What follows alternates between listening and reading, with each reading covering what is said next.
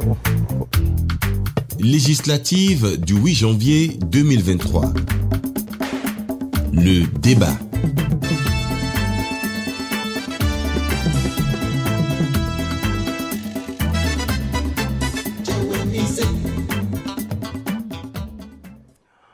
Bienvenue à ce plateau spécial consacré au débat entre les 7 partis politiques en lice pour renouveler le Parlement béninois en janvier prochain. Justement, comme vous pouvez le voir, ce plateau est brandé avec des illustrations de symboles nationaux.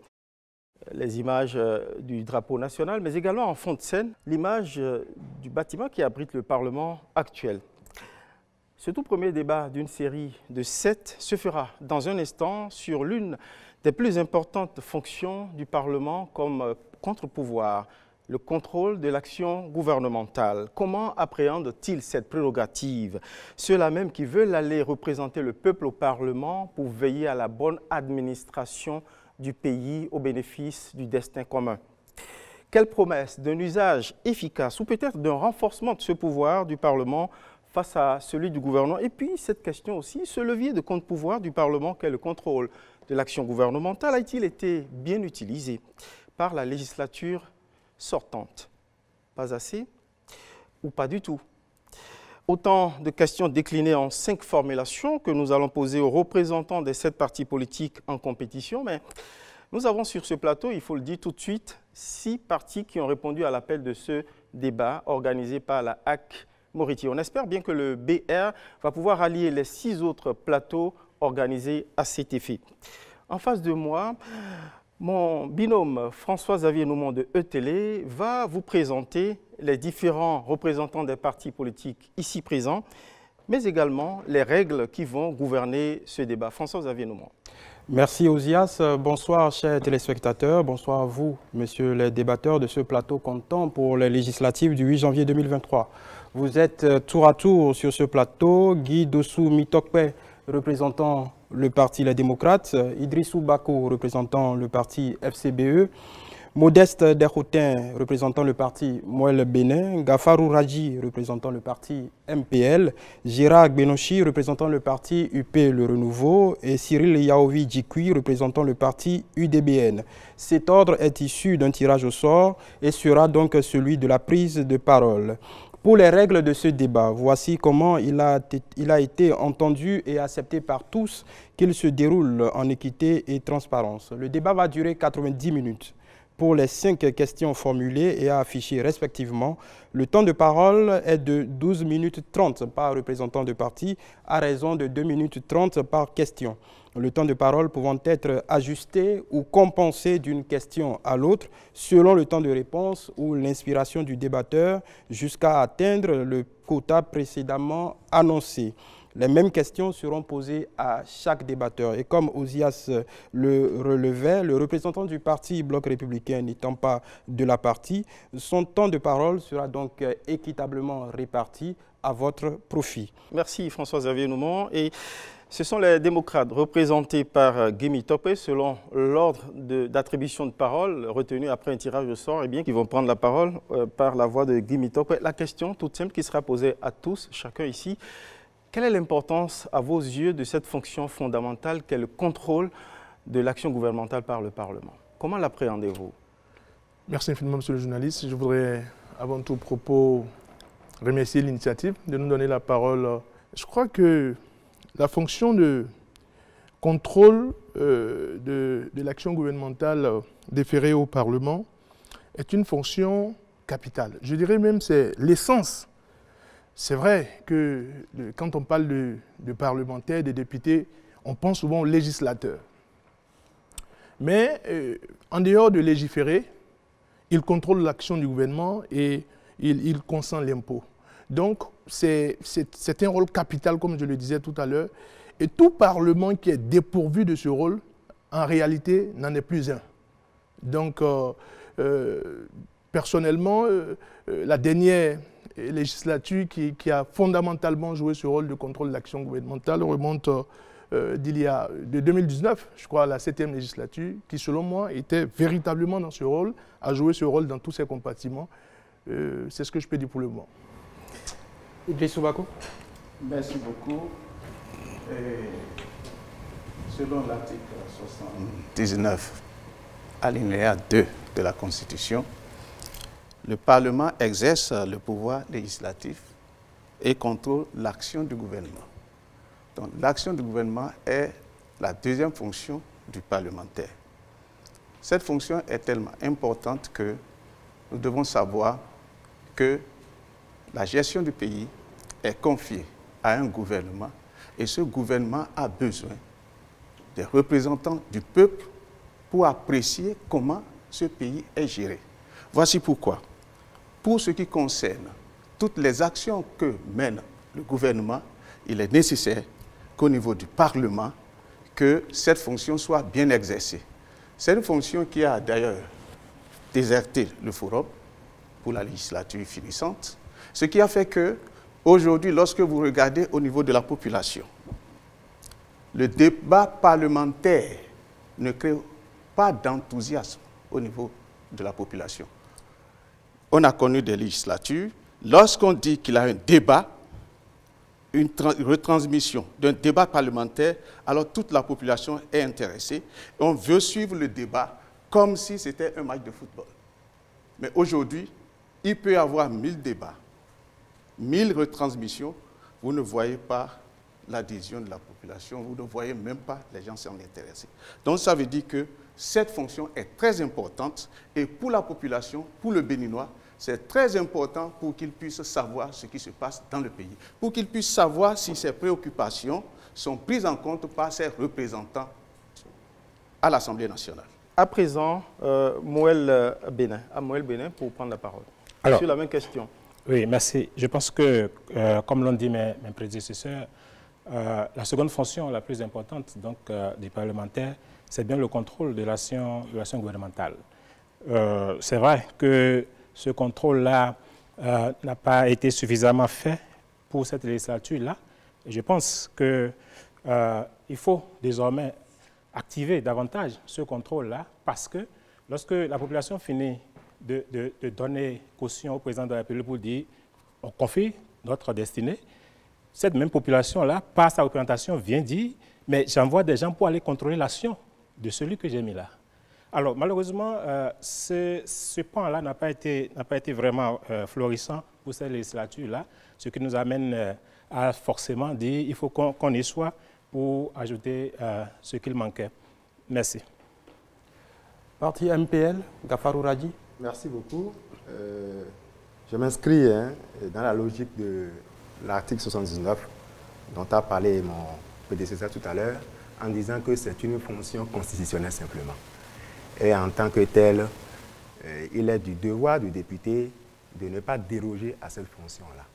Qu'est-ce que alors contrôler l'action gouvernementale? C'est comme par exemple vous envoyez vos enfants à l'école, vous s'assurez de tout ce qu'il faut pour qu'ils aillent à l'école et qu'à la fin, vous les laissez seulement, vous ne faites pas un contrôle a priori de ce que vous ne contrôlez pas leur cahier, vous ne contrôlez pas leurs devoirs, vous ne faites rien et vous attendez à ce qu'il y ait un bon résultat.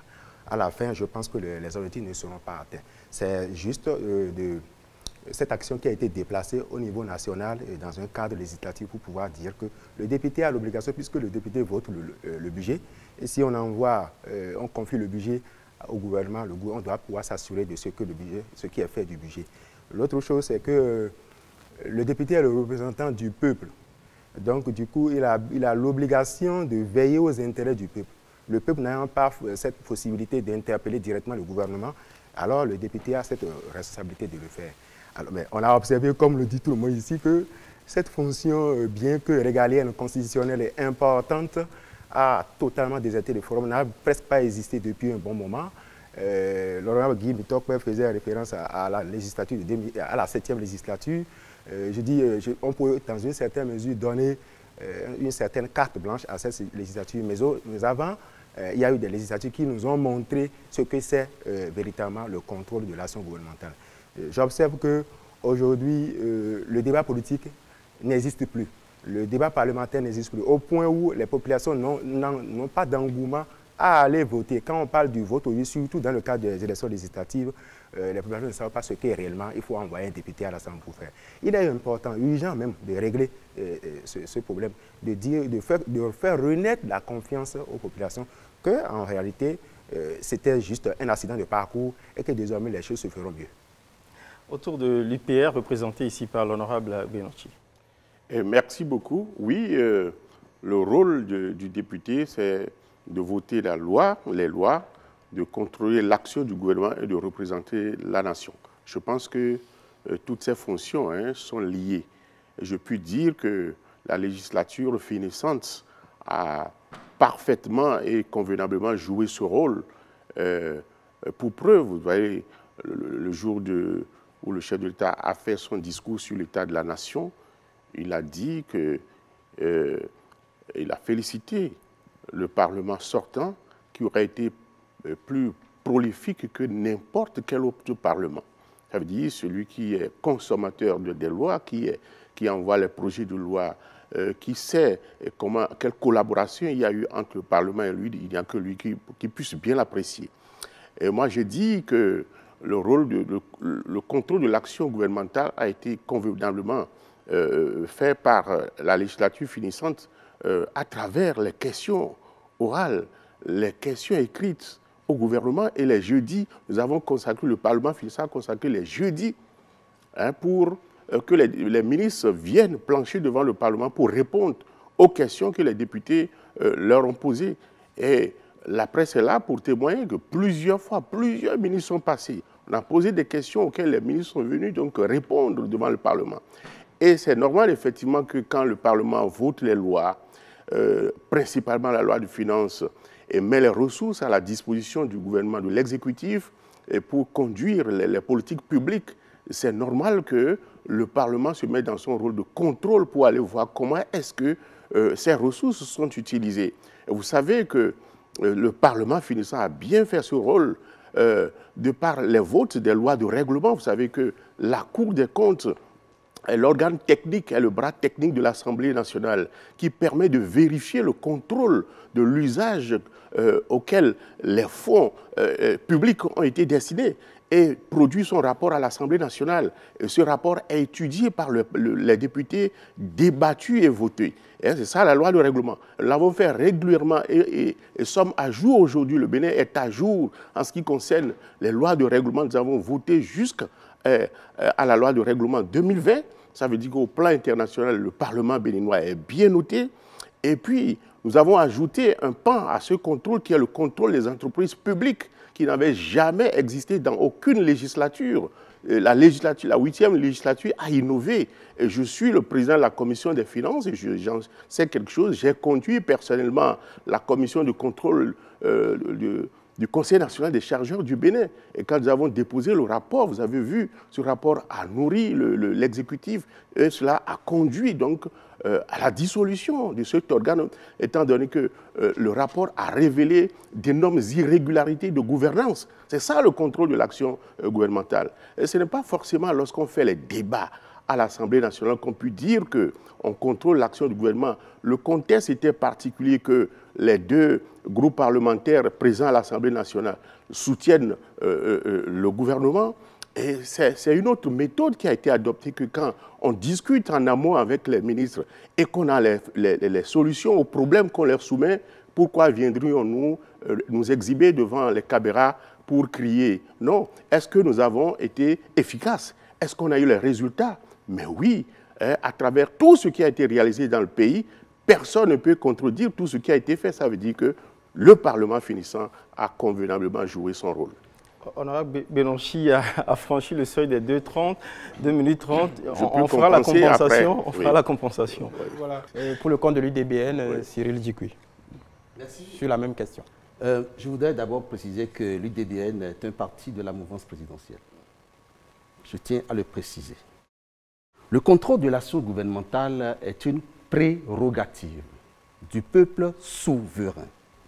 Prérogative que le peuple souverain confère aux députés, tout le peuple, nous pouvons parler à l'Assemblée nationale, donne mandat aux députés d'aller contrôler l'action gouvernementale. C'est donc l'une des fonctions essentielles qui appartiennent au peuple et que le peuple confère au gouvernement. Le contrôle de l'action gouvernementale n'est pas un confort donné aux législatifs, enfin aux députés. C'est au peuple, c'est dans l'intérêt du peuple qu'on apprécie l'existence ou non de ce contrôle.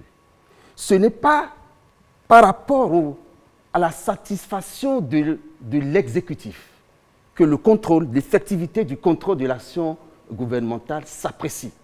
Parce qu'il faut vous le dire, Montesquieu l'a dit, nous l'a précisé, nous l'a appris. Pour que l'on n'abuse pas du pouvoir, il faut qu'un pouvoir contrôle l'autre, que les pouvoirs se contrôlent. Ici, lorsque on se met dans le champ de la satisfaction de l'exécutif par rapport à ce contrôle, on se présente comme un griot de l'exécutif. On n'est plus dans le cadre d'une séparation rigoureuse du pouvoir.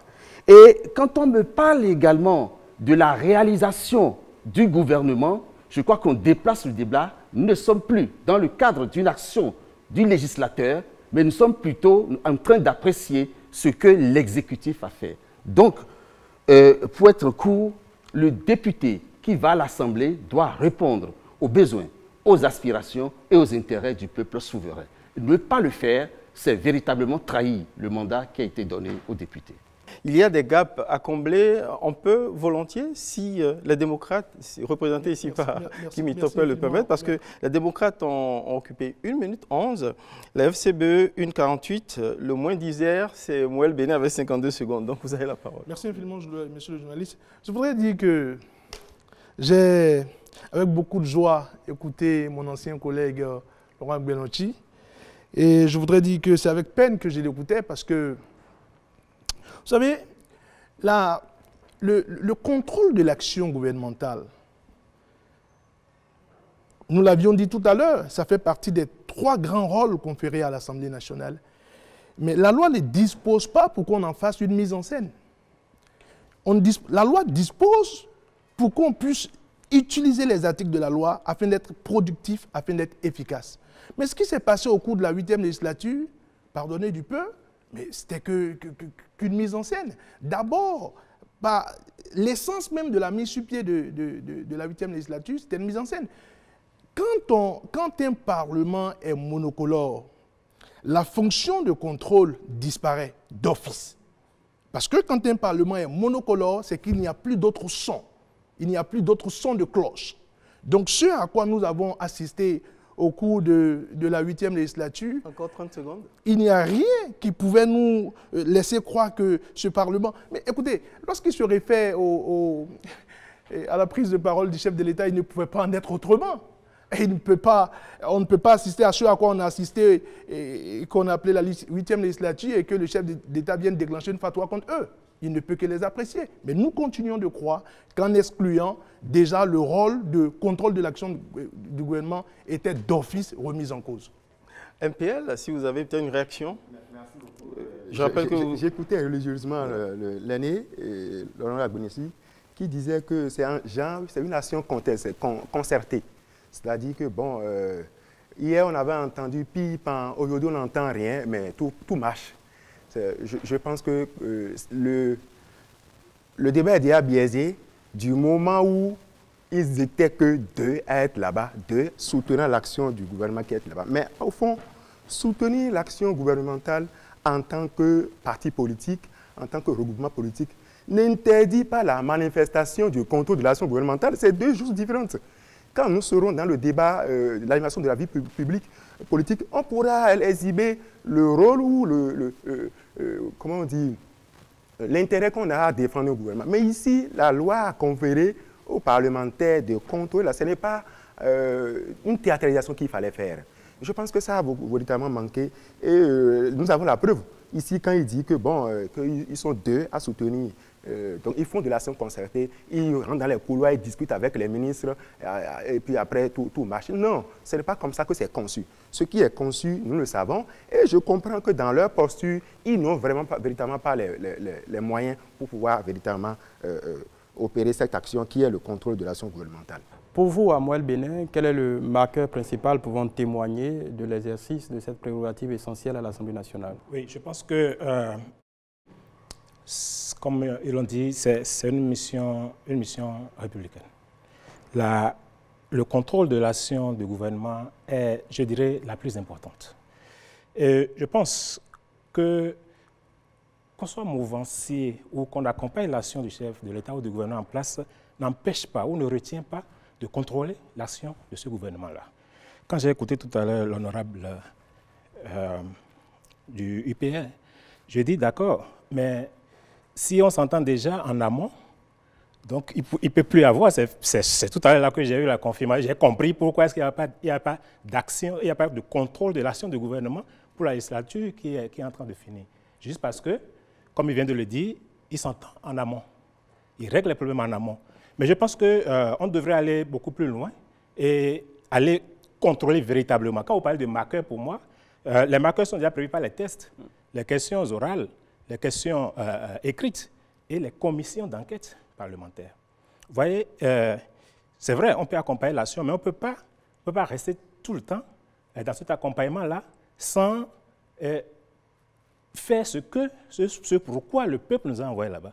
Parce que, comme je l'ai dit, il s'agit ici, lorsque le peuple a fini de confier sa destinée à un président, ce même peuple, par le système de représentation, envoie des gens pour dire « va me contrôler l'action de celui à qui j'ai confié ma destinée ». Donc, on ne peut pas dire qu'on s'est entendu en amont et que c'est pourquoi tout va bien. Non, je pense qu'on devrait pouvoir contrôler véritablement et user de ces marqueurs-là ou de ces indicateurs-là, à savoir les questions. Bon, OK, les questions, on en a entendu, mais alors, les commissions d'enquête parlementaire, ceci, certainement pour amener le gouvernant à certainement corriger certaines de ses actions, parce que l'action gouvernementale, elle est d'abord humaine, donc perfectible.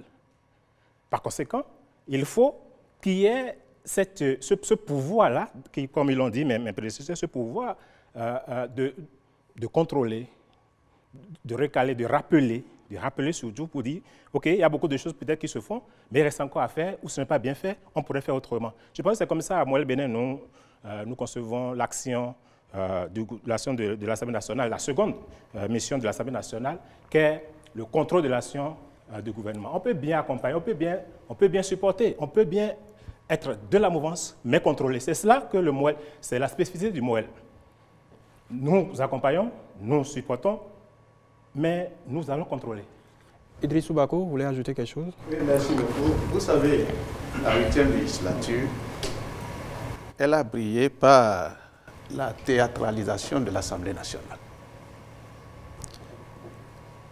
Moi, personnellement, au cours d'une seule mandature, j'ai eu les deux casquettes, député de la mouvance et député de l'opposition.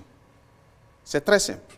Lorsque vous êtes de la mouvance, vos actions de contrôle, vos questions orales, vos questions écrites, c'est bien orienté. Parfois même, les orientations sur les réponses sont connues d'avance. Ça, c'est ça, un député de la mouvance présidentielle. Lorsque vous êtes de l'opposition, alors là, vous êtes en ce moment-là plus aguerri, plus attentif aux problèmes de la population, et vous arrivez à poser les questions, vous arrivez à poser des actions de contrôle réel. Mais pourquoi c'est important d'avoir les deux dans une Assemblée nationale, c'est-à-dire la mouvance et l'opposition?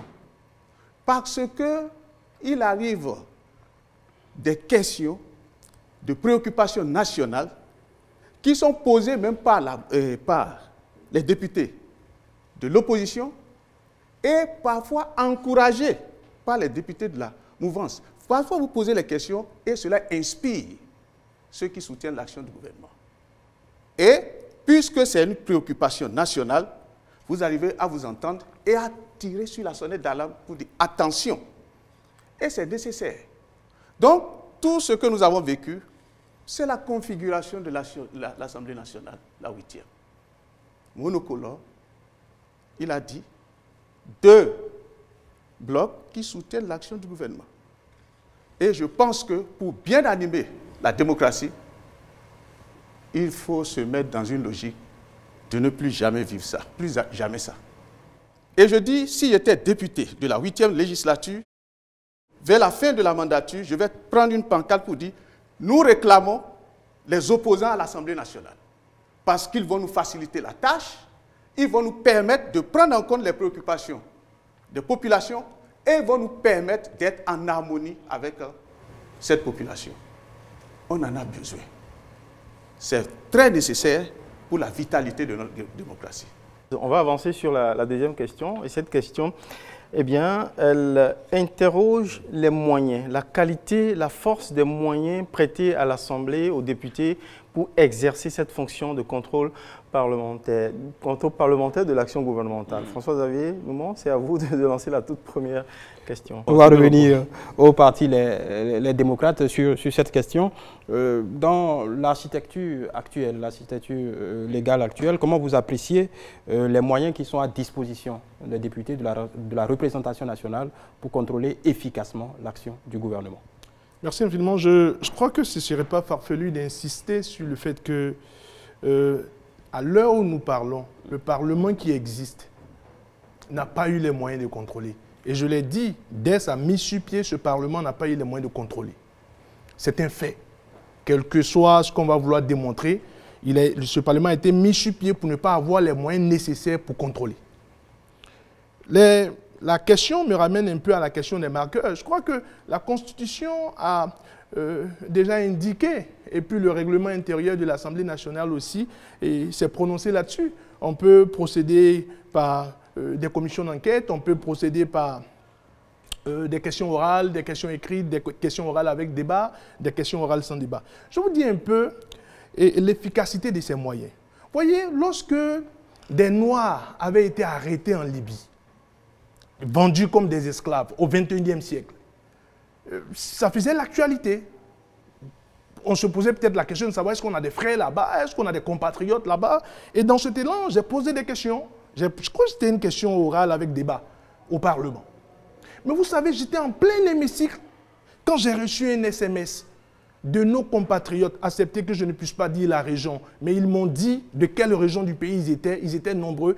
Quand j'ai reçu le message, j'étais sorti, j'ai parlé avec eux. Et ils m'ont dit, mais écoute, nous sommes en Libye, nous sommes des compatriotes, nous sommes des Béninois et nous vivons en Libye. Ce que vous voyez sur les chaînes internationales, c'est quelque chose de vrai et nous sommes en plein là-dedans. Mais quand j'avais posé cette question au gouvernement en son temps, mais le ministre des Affaires étrangères, on peut faire ressortir les bandes, avait dit en son temps qu'on n'a pas de compatriotes en Libye. Vous savez, quand on légifère même pour le dernier de ses compatriotes. Chaque Béninois compte. Et parce que chaque Béninois compte, le député doit savoir qu'il est là, il a été élu pour tous les députés, pour tous les compatriotes, pour toutes les populations, pour tout le peuple.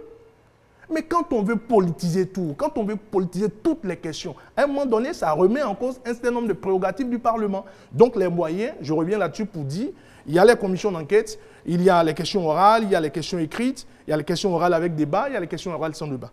La question des commissions d'enquête, le collègue Benonchi, tout à l'heure en parlant, a dit la question du Conseil national des chargeurs, je crois, ou bien la SOBEMAP qui a été... Voilà, Conseil national des chargeurs. Voilà, Conseil national des chargeurs. Qu'on nous dise les résultats. Est-ce qu'une commission d'enquête a été mise sur pied? Est-ce que cette commission d'enquête a travaillé? Est-ce qu'on a rendu public les résultats de cette commission d'enquête? Parce que quand on dit, je l'ai écouté, quelque part il disait, mais écoutez, les débats ne signifient pas qu'on contrôle forcément. Mais le Parlement, c'est pour parler. Le Parlement, ce n'est pas un couvent. Le Parlement, c'est pour rendre public. On ne peut pas travailler au Parlement et travailler en pleine autarcie. Non, quand on dit non, nous on ne fait pas de bruit, on n'a pas besoin de faire du bruit, l'essentiel c'est les résultats, nous sommes très productifs. Vous ne pouvez pas être productif sans le peuple, parce qu'il s'agit de l'argent du contribuable. Et à ce titre, vous êtes obligé de rendre public ce que vous avez trouvé, ou bien après votre enquête, ce que vous avez trouvé, vous êtes obligé de rendre public. Ce n'est pas une affaire de coût familial. Donc, quand c'est une enquête, et puis une enquête sur une structure privée ou une structure publique, rendez public les résultats. Et puis ensemble, il a dit, maître, le représentant de l'UDBN, la prérogative de contrôle appartient au peuple. Le peuple, à son tour, délègue au Parlement. Donc, au nom de quoi ce Parlement, une fois en train de travailler maintenant, dit, mais écoutez, moi, parce que je vais travailler, laissez-moi travailler, je n'ai pas envie de faire du bruit. Ce n'est pas du bruit, c'est que ça rentre aussi dans les prérogatives du Parlement de rendre public ce qui a été trouvé. Merci. On passe la parole au parti FCBE. Quel est votre regard sur les moyens offerts aux députés pour contrôler l'action du gouvernement? Merci beaucoup. En principe, il ne devait pas avoir de problème par rapport aux moyens. Lorsqu'on prend en compte les dispositions constitutionnelles, le règlement intérieur de l'Assemblée nationale, c'est qu'on doit se rendre compte que par rapport aux moyens, les dispositions sont prévues. On a parlé des questions orales sans débat, les questions avec débat, des questions écrites, des questions d'actualité, les enquêtes parlementaires et les commissions. Tout ça, pour mener correctement cette fonction, on a besoin d'un budget. En principe, le problème de budget aussi ne devait pas se poser. Mais lorsqu'on se retrouve dans la situation de la 8e législature, c'est que, a priori, on peut se contenter du minimum. En se contentant du minimum, c'est qu'on a réduit les moyens. C'est ça. Et à travers ces dispositions, le peuple, le collègue l'a dit, le Parlement, c'est pour parler. Le Parlement, c'est pour montrer au peuple qu'on le représente véritablement. C'est à travers ces différents moyens-là que le peuple, en suivant le débat parlementaire, se retrouve. Aujourd'hui, nous avons plusieurs préoccupations. Lorsque vous allez sur le terrain, dans les communes les plus éloignées, il a des préoccupations de ces populations. Il a des ressentiments de ces populations. Et ces populations ont besoin d'entendre au moins que certains de leurs problèmes sont discutés à l'Assemblée nationale. Je donne un exemple. Un paysan d'une zone de culture de riz ou bien d'une zone de culture de soja, il se met dans les travaux champêtres, défrichage, labour, semis, entretien, traitement, récolte, stockage, tout. Il fait tout ça. Et pour lui, il a une idée du prix de vente de son produit. Un matin, il attend juste un arrêté ministériel ou bien interministériel qui dit, bon, écoutez, vous n'êtes pas autorisé d'exporter le produit et le prix est fixé à tel. On a besoin des députés pour dire, à ce niveau-là, écoutez, membres du gouvernement ou bien ministre en charge de l'agriculture ou bien du commerce, dites-nous les paramètres qui vous ont permis de fixer ces prix. Le paysan veut écouter ce débat. Mais lorsque le paysan ne l'écoute pas, il se dit que c'est imposé. Et il ne comprend pas. Là, il n'est pas en harmonie avec ses représentants. Or, si le débat est fait, des paramètres seront donnés, des justifications seront données, et peut-être que le prix là est bien. Et peut-être que le prix n'est pas rémunérateur. À ce moment-là, l'Assemblée nationale, les parlementaires attirent l'attention du gouvernement pour qu'un prix rémunérateur soit fixé. Et là, vous allez voir, ce serait dans la grande joie de toute la masse, de toute la population et de tous les paysans. Voici ce que nous nous reprochons en fait. De manière opérationnelle, voici un exemple. Je vous remercie. Oui, je pense que les moyens existent. Les députés de la 8e ont choisi de ne pas utiliser ces moyens-là. Les moyens existent, comme ils l'ont rappelé, les moyens constitutionnels existent, les moyens réglementaires existent. Donc, ils ont choisi simplement de ne pas utiliser ces moyens-là ou alors d'utiliser d'autres moyens qu'on ne saurait dire ici. Sauf que, lorsque vous êtes dans l'action, vous êtes dans le contrôle de l'action du gouvernement, vous devez parler. Ça, là, il faut le dire. Sinon, le peuple ne peut pas vous suivre. Il faut dire les positions. Quelle que soit, par ailleurs, votre position, il faut dire ce que vous pensez pour que la population puisse vous suivre. Puisque c'est la population qui vous a envoyé là-bas. Donc, moi, je pense que les moyens, il y en a. Les députés de la 8e n'ont pas voulu les utiliser. Les moyens financiers et budgétaires aussi, je pense qu'il y en a. S'ils veulent bien, ils vont le faire. Et je pense aussi que le chef de l'État n'a jamais interdit à la législature actuelle de ne pas contrôler son nation. Jamais. Le chef de l'État ne l'a jamais interdit. Il a même souhaité. Donc, je n'ai pas compris pourquoi cette législature-là est restée pratiquement muette sur cette question-là, qui, pour ma part, reste la plus importante et la plus je dirais, fondamentale pour les populations. Vous voyez? Bon, en restant dans cette posture-là, c'est un peu comme s'il confirmait tout ce qui se dit de cette législature-là. Et donc, il faut forcément qu'on puisse corriger. Il faut que, bien qu'en accompagnant, qu'on puisse attirer l'attention. Ça, là, il faut le faire. On ne peut pas dire qu'on a travaillé en amont, on ne peut pas dire qu'on a fait, et puis les choses se règlent comme ça, et puis c'est pourquoi il n'y en a pas. Non, je pense que les moyens sont là, il faut les utiliser, et je pense qu'on va les utiliser, nous autres. Au parti MPL à présent, d'apprécier les moyens mis à la disposition des députés pour contrôler l'action gouvernementale et surtout l'usage qui en a été fait. Merci beaucoup.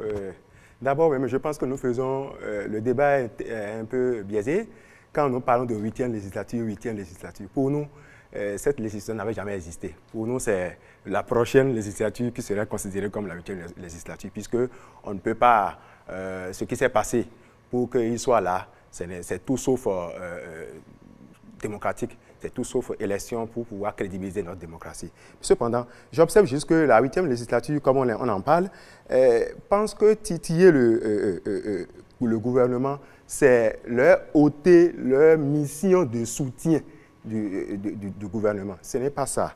Et je pense qu'il y a assez de problèmes, il y a assez de règlements qu'il faut faire. L'autre chose, c'est que quand on parle de l'action gouvernementale, les mécanismes sont clairs, hein, tout le monde l'a déjà rappelé ici. Je pense seulement que l'action manque d'un peu de réglage ou bien une touche particulière et que nous pensons que nous allons apporter. Nous pensons que la touche qu'il faut pour véritablement, puisque au fond, nous avons déjà assez de couvents dans le pays pour que l'Assemblée nationale s'y ajoute pour devenir encore un couvent. On y va au Parlement pour parler. Donc on ne va pas dire que nous sommes au Parlement pour voir les ministres en coulisses, discuter avec eux, leur écrire des lettres personnelles. Non, nous sommes allés représenter le peuple souverain qui nous a envoyés en mission et qui attend de nous. Parfois, vous allez voir des gens, ils disent, lui aussi c'est un député, les peuples disent c'est un député parce que pendant 4 ans, il ne l'a jamais vu parler. Pendant 4 ans, il ne l'a jamais vu. Et puis mieux, le peuple n'a aucun moyen pour demander des comptes aux députés qu'il envoie au Parlement. Je pense qu'il faut faire des choses qu'il faut régler. Et nous pensons que pour pouvoir véritablement, ce qu'il faut ajouter à tout ce qui est mécanisme de contrôle de l'action gouvernementale. On va revenir sur cette question. Donc je pense qu'il faut que le peuple aussi ait un moyen de contrôle, un moyen pour faire pression sur le député, pour que le député sente que si désormais je ne travaille pas rigoureusement, je ne fais pas ce pourquoi on m'envoie au Parlement, je risque d'avoir une sanction. Et de plus en plus, nous parlons de redevabilité. L'action on t'a envoyé au gouvernement, au Parlement, l'action que tu as allé effectuer là-bas, tout ce que tu as fait là-bas, est-ce que le peuple, ça entre dans la vie du peuple, ça a un impact sur la vie du peuple? L'honorable dit Soubako tout à l'heure, donnez un exemple palpable. Le peuple a besoin de savoir pourquoi une telle décision et quelle est la finalité, quel est l'impact sur sa vie. UP Le Renouveau. Merci. Je pense que quand j'étais intervenu, j'ai dit que le contrôle de l'action gouvernementale s'opère à travers les questions orales, les questions écrites, les questions orales avec débat, sans débat, les missions parlementaires d'enquête, le contrôle public des entreprises, et que la 8e législature en a fait suffisamment, même a consacré les jeudis pour ça. Mais quand les camarades d'en face interviennent, ils continuent de dire qu'on n'a pas fait de contrôle. On en a fait assez. Et puis, les résultats sont là, les rapports sont là. On en a fait. Vous pouvez dire, critiquer, dire vous n'en avez pas fait assez. Mais nous, on en a fait. Alors, si je reviens sur les outils, les moyens, les outils, c'est ça qu'on est en train de dire. Les outils existent au plan constitutionnel, au plan réglementaire. C'est tout ce que nous sommes en train de dire là, qui sont les moyens par lesquels les députés doivent faire le contrôle de l'action gouvernementale. Pour les questions orales, les questions écrites et autres, vous n'avez pas besoin de ressources pour ça. Il suffit de poser les questions sont programmées, les ministres sont invités et on débat. Mais pour les commissions d'enquête parlementaire, il faut les ressources. Parce que lorsque on met en place une commission d'enquête parlementaire, il faut un budget. Il faut que le budget soit validé. Et la plupart du temps, ce que moi j'ai vécu, c'est que quand on fait une ou deux, la ligne budgétaire déjà est absorbée et puis la question commence à dire qu'il n'y a pas de ressources. Or, vous savez que la loi dit que l'Assemblée nationale vote son budget, puis l'envoie au gouvernement qui l'intègre au budget général de l'État. Mais vous savez qu'il y a aussi le cadrage budgétaire. C'est que l'Assemblée nationale n'a pas l'autonomie financière, elle a l'autonomie de gestion. Son budget est voté, mais il faut que ce soit en adéquation avec le budget général de l'État. On aurait mis des milliards, c'est le peuple même qui va commencer à crier « Oh, les députés ont voté cette année leur budget à tel milliard ». On l'entend dire. Quand ça augmente un peu, le peuple crie. Que pourquoi ils ont augmenté leur budget? Et on a peur d'augmenter, les ressources sont limitées, on ne peut pas contrôler. Alors on a l'impression qu'on veut une chose et son contraire. Moi, c'est ce que moi j'ai vécu. Puis à chaque fois qu'on veut voter le budget de l'Assemblée nationale, je pense que quand on charge les lignes, même à l'Assemblée, les gens commencent à critiquer pour dire si ça sort, le peuple va crier que c'est beaucoup. Mais si c'est beaucoup, si ce n'est pas beaucoup, on ne peut pas mener les actions. J'ai dit par exemple le contrôle des entreprises publiques qu'on a eu à faire. C'est une seule qu'on a eu à faire. Mais la deuxième, moi j'ai déposé, la commission des finances a déposé son besoin pour aller sur une autre entreprise. Mais faute de ressources, on n'a pas pu le faire. Ça veut dire que le problème de ressources se pose. Et pour tous ceux qui parlent, ils vont faire l'expérience. Je souhaite bien qu'ils viennent à l'Assemblée nationale pour venir faire l'expérience. Et pour qu'au moment où on va voter le budget de l'Assemblée nationale, ils voient les contraintes auxquelles on fait face souvent. C'est bien beau d'être à la touche et de bavarder, de parler, de critiquer ceux qui sont sur la scène, mais je souhaite vivement qu'ils viennent sur le terrain. Mais moi, je pense que la 8e législature a fait énormément de contrôle des entreprises publiques. Et aussi, il faut dire que ça ne s'arrête pas là. Il faut la reddition des comptes. Lorsqu'on finit de faire le contrôle, lorsqu'on finit de voter les lois, on descend souvent pour aller rencontrer le peuple, pour faire la reddition des comptes. C'est là que je disais, ce n'est pas forcément les débats, c'est là que j'ai critiqué pour dire que ce n'est pas en faisant seulement les débats à l'Assemblée qu'on dit qu'on fait le contrôle. Donc, il faut aller rendre compte, pour que le peuple soit informé, il faut aller lui rendre compte. Et c'est ça la reddition du compte, qui est aussi une obligation qui est à la charge du député. Et beaucoup de députés font la reddition, comme c'est une obligation. Nous descendons à la base pour rendre compte de ce qui se fait au peuple. Et je pense que beaucoup d'entre nous sommes en phase avec les populations qui nous ont mandatées. Autour de l'UDBN de se prononcer sur cette question des moyens offerts aux députés pour contrôler efficacement le gouvernement. Je voudrais rassurer que l'UDBN sera à l'Assemblée nationale et légiférera autrement et exercera l'action de contrôle de l'action gouvernementale autrement. J'ai quelques préoccupations de retard que je vais rapidement rattraper. Ce n'est pas parce qu'on est deux partis à l'Assemblée qu'on ne peut pas exercer l'action, le contrôle de l'action gouvernementale si on a conscience de ce que ce pouvoir est détenu, est conféré par le peuple. Si on a conscience, le fait d'être deux n'est pas une excuse pour ne pas exercer le contrôle de l'action gouvernementale. Vous aviez posé une question à laquelle je vais revenir. Qu'est-ce qui est le marqueur de l'exercice du contrôle de l'action gouvernementale? La satisfaction du peuple. Tout peuple, tout converge vers le peuple. Tout part du peuple. Le député doit se référer au peuple, je l'ai dit, pour connaître ses aspirations, pour connaître ses besoins et lui permettre d'exercer l'action gouvernementale. Si on ne se réfère pas au peuple, le mandant, on ne peut véritablement pas exercer l'action gouvernementale. Tout converge vers le peuple, on l'a dit, la reddition des comptes. Je suis du peuple. Je n'ai jamais vu un député venir me rendre compte. Pourtant, je suis électeur. J'ai besoin qu'on me rende compte. Combien de députés a rendu compte de quoi à qui? Ça n'existe pas. Ça n'existe pas. Ensuite, pour revenir à la question moyens à disposition pour contrôler l'action gouvernementale. Si moyens s'entend de modalités, il y a la question orale, la question écrite, la question d'actualité, l'interpellation et l'enquête parlementaire.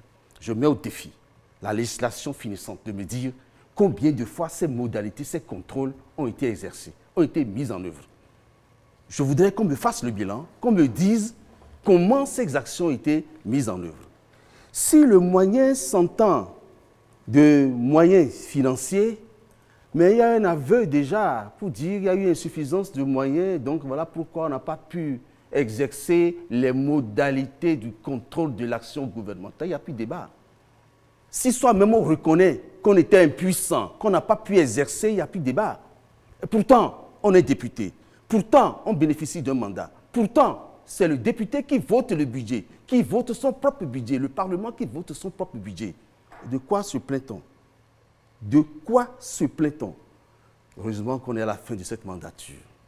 L'UDBN viendra résolument remplacer ces députés et légiférera autrement. On va revenir aux démocrates de façon concrète. Pour vous, une fois à l'Assemblée nationale, que changeriez-vous dans ce dispositif? Merci infiniment, messieurs les journalistes. D'abord, avant d'aller à l'Assemblée nationale, acceptez que je puisse à nouveau insister sur le fait que quand nous insistons sur la question de la démocratie, et la démocratie vraie, pas les mises en scène, c'est parce qu'en réalité, chaque élément entraîne un autre. Lorsque démocratiquement les gens sont élus, ils savent qu'ils sont redevables qu'au peuple. Mais quand les gens ne sont pas démocratiquement élus, ils sont redevables à un individu. Et tant que vous serez redevables à un individu, vous ferez le salam alek. Et quand on fait le salam alek, on parle peu. Donc, c'est de ça qu'il s'agit.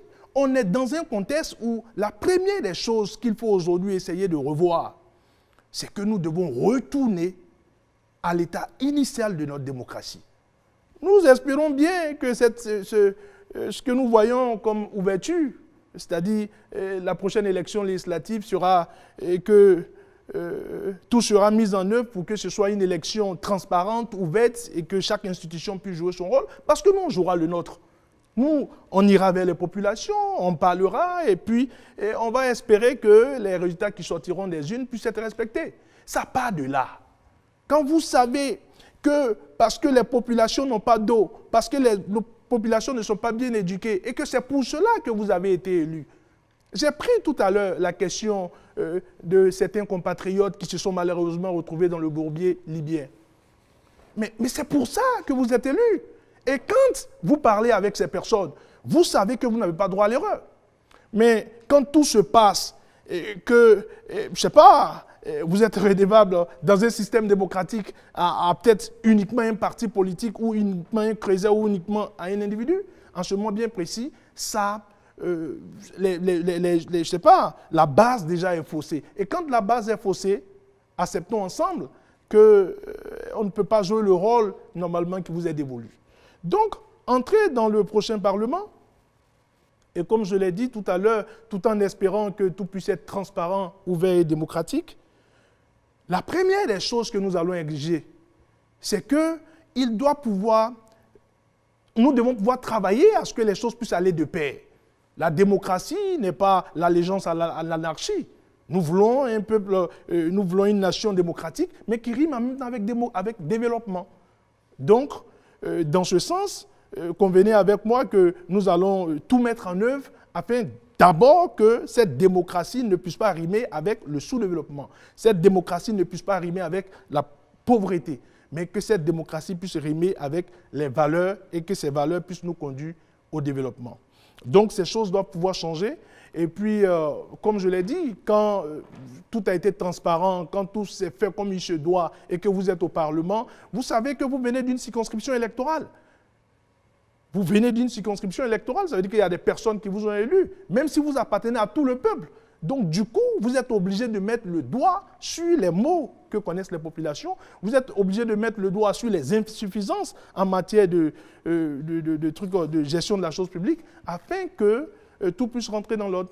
Donc, j'insiste là-dessus, le tout part d'abord du fait que les règles démocratiques puissent être respectées. Et quand les règles démocratiques sont respectées, on est redevable qu'au peuple. Et quand on est redevable qu'au peuple, on est obligé de travailler pour le peuple, et pour le bien-être de ce peuple et pour le développement de ce peuple.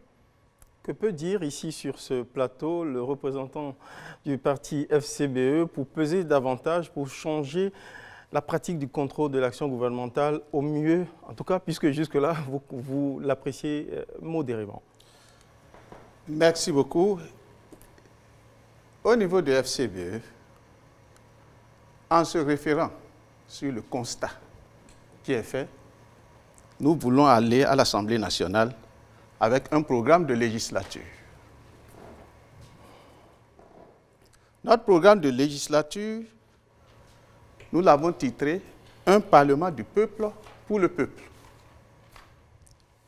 Et pour y arriver, nous avons une méthodologie. Nous proposons une méthodologie. Cette méthodologie prend en compte les deux fonctions essentielles du parlementaire. Pour ce qui concerne, par exemple, la question du vote des lois, selon l'article 105 de la Constitution, alinéa 1er, c'est qu'à ce niveau, la loi peut être initiée par le président de la République ou par les députés, les membres de l'Assemblée nationale. Alors, notre méthodologie dit ceci. Méthodologie au sein de l'hémicycle et méthodologie à l'extérieur de l'hémicycle. Pour ce qui concerne l'hémicycle, par rapport aux lois, c'est que nous allons prioriser la négociation et le consensus. C'est dire quoi? Si nous sommes majoritaires, avec la négociation, nous allons démontrer la pertinence des propositions que nous faisons. Si c'est un projet de loi qui vient du côté du gouvernement, c'est que nous allons discuter sur aussi cette pertinence. Et la position de FCBE à ce niveau-là va s'arrimer avec le consensus. Et c'est ça qui va expliquer, en fait, notre position.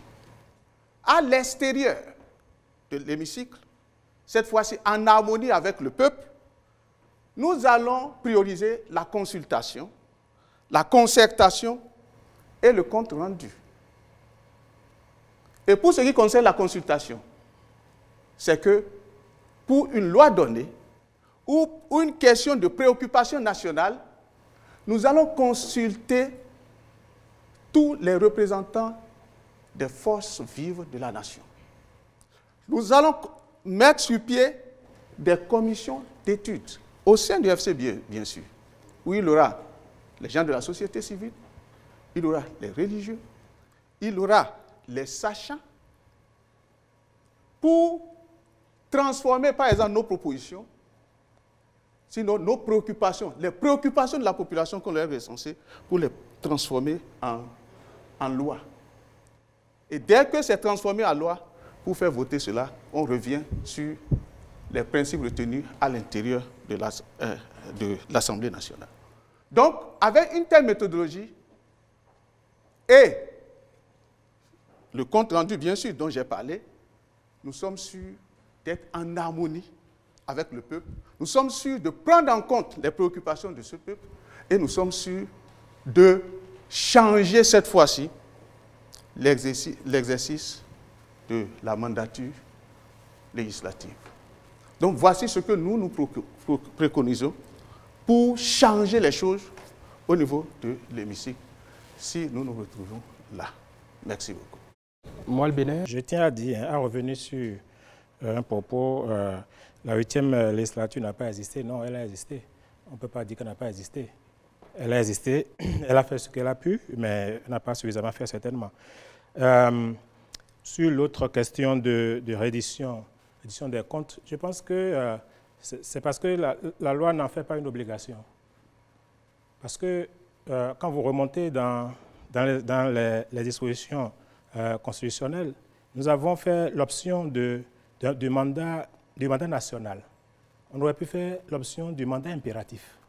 Si c'était le mandat impératif, ceci obligeait les députés à rendre compte et même, au besoin, en cours de législature, à leur dire, à mi-parcours, jusque-là, on n'a pas eu de résultat, et on va réfléchir autrement. C'est ça le mandat impératif. Mais malheureusement, le Bénin n'a pas fait ce choix-là dans la Constitution, ce qui fait que les députés aujourd'hui, pour rendre compte, c'est de leur bon vouloir. C'est s'ils veulent bien qu'ils vont rendre compte. Et généralement, ce que nous mettons, ou ce que nous constatons dans cette reddition de comptes-là, c'est que c'est la veille des élections. C'est à la veille des élections qu'on vient dire, bon, voici ce qu'on a fait, on veut encore revenir. Non, je pense que ça doit être au quotidien. Qu'est-ce qu'on doit faire? Je pense que Mouel Bénin est dans sa position toujours de départ, hein, travailler dans la vérité. C'est ce qui peut-être que les gens ne vont pas nous comprendre, mais on va suffisamment expliquer. Nous allons là-bas, nous allons à l'hémicycle, pour dire, nous soutenons l'action, mais nous contrôlons sérieusement et dans la vérité. Ça peut se faire, et ça va se faire. Je pense que Mouel Bénin a des valeurs, prône des valeurs. Et ces valeurs-là tiennent compte de ce que le peuple ressent, de ce que le peuple veut. Parce que Mouel Bénin est quotidiennement en accord avec le peuple. Par conséquent, cette volonté-là, qui est populaire, sera représentée à l'Assemblée nationale et sera manifeste à l'Assemblée nationale. Je pense que pour le contrôle de l'action du gouvernement, et à partir du moment où notre logique, c'est de dire la vérité, vous voyez déjà la position de Mouel Bénin à l'Assemblée. Nous allons soutenir certainement, mais quand ce n'est pas bien fait, quand il y a des biais, on va dire il y a des biais. Quand c'est bien fait, on va dire c'est bien fait. On ne restera pas dans une opposition pour dire allez, tout est mauvais, allez, tant que je ne suis pas là, c'est que c'est mauvais. On ne restera pas dans cette position-là. Lorsque c'est bien fait, on va constater que c'est bien fait. Lorsqu'il y a des biais, il y a des insuffisances, on va aussi dire des insuffisances. Parce que, comme je l'ai dit, la position est toujours là. Toute œuvre humaine est perfectible et par conséquent, il faut chaque fois apporter des corrections pour pouvoir mieux faire. Les populations n'en demandent pas mieux. Que demande la population? Juste le bien-être. Et dans le bien-être, il y a beaucoup de compartiments. La santé, l'eau, le développement en général. Et je suis très heureux d'écouter l'honorable Mitokpa qui dit le développement d'abord. Le développement. Alors, si on s'entend que l'objectif final, c'est le développement, je pense que les moyens pour y arriver aussi, certainement, même si on ne s'entend pas sur les moyens, je pense que l'unanimité est faite aujourd'hui qu'il faut que la population ressente un bien-être à travers cette élection-là. Je pense que la législature prochaine, certainement, c'est déjà ouvert. Les jeux sont ouverts. Et on ira sur le terrain et on verra. On aura les résultats.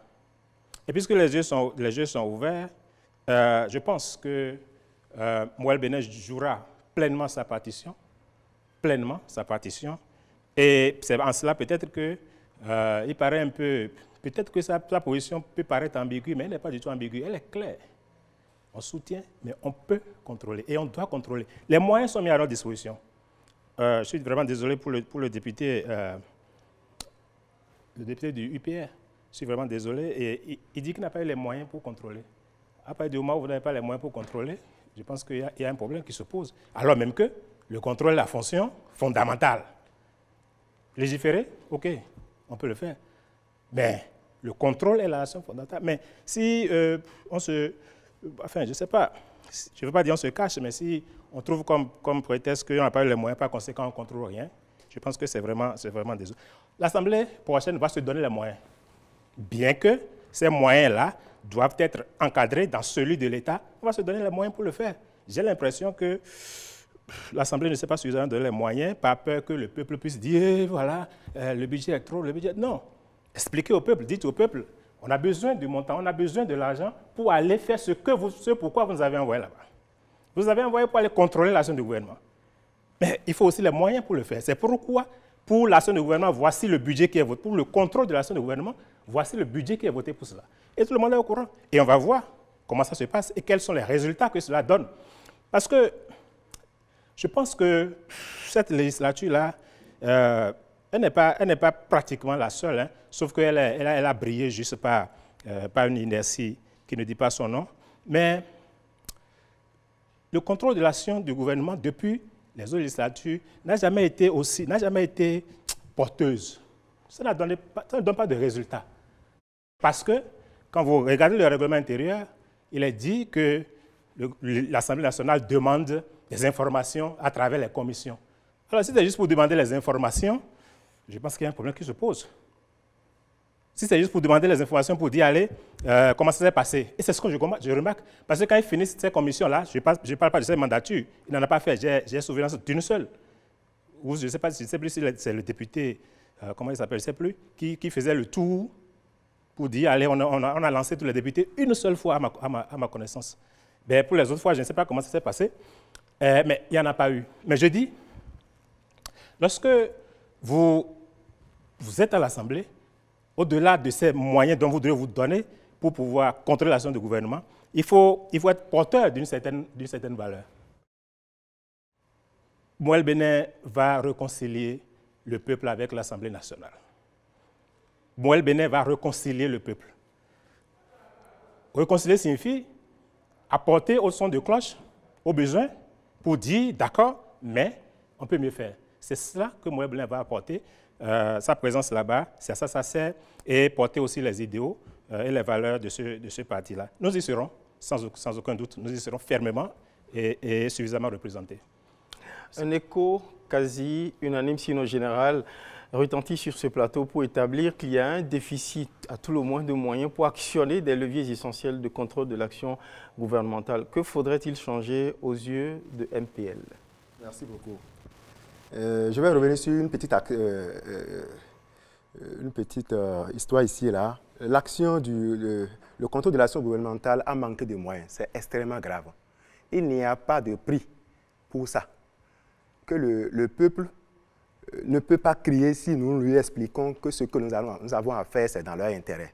Mais je pense que nous sommes déjà à la fin de cette manière de faire. C'est pourquoi, au MPL, nous avons travaillé sur ce qui peut être le rôle d'un député à l'Assemblée nationale et quelle serait sa mission réellement pour être en harmonie avec le peuple.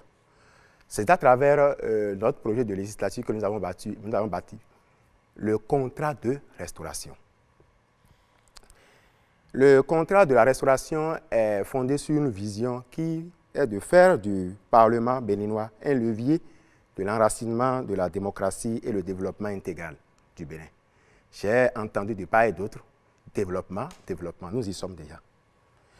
Ça va s'opérer autour de 3 piliers essentiels, à savoir la restauration de la démocratie parlementaire, le renforcement de l'action du contrôle de l'action gouvernementale et la définition d'un contrat de mandature avec le peuple. Ici, vous nous demandez qu'est-ce qu'il faut faire dans le cadre du contrôle de l'action gouvernementale.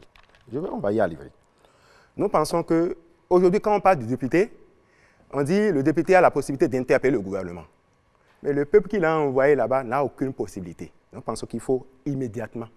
Et que ce soit la première action que nous ferons. Si ça doit faire partie d'une loi, on fera prendre cette loi-là. Ou si ça doit faire partie d'un toilettage du règlement intérieur de l'Assemblée nationale pour que le peuple ait la possibilité d'interpeller le député. Ça peut être interpeller le Parlement et que peut-être par le mécanisme de la zone, puisqu'aujourd'hui nous avons un scrutin de liste, donc c'est par le mécanisme de la circonscription, on peut demander aux députés de la circonscription pour venir répondre. Nous pensons qu'il est impératif que le peuple ait cette facilité, cette possibilité d'interpeller le gouvernement. Si le gouvernement, le député interpelle le gouvernement, le peuple aussi doit pouvoir l'interpeller sur son action. Nous pensons qu'il est urgent pour compléter tous les mécanismes qui existent déjà pour le contrôle de l'action gouvernementale, de mettre la motion de censure. Qu'est-ce que nous appelons la motion de censure?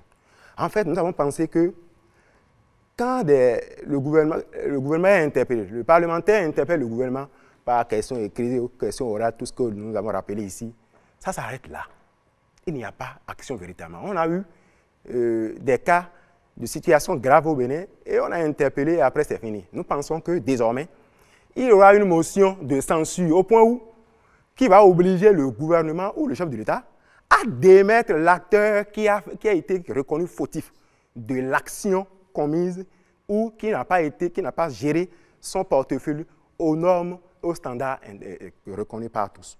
Nous pensons qu'il est très important que le peuple oblige le député à venir lui rendre compte de son action. Tout à l'heure, la reddition de compte, on dit que ce n'est pas formel, ce n'est pas obligatoire, il n'y a pas de mécanisme formel pour ça.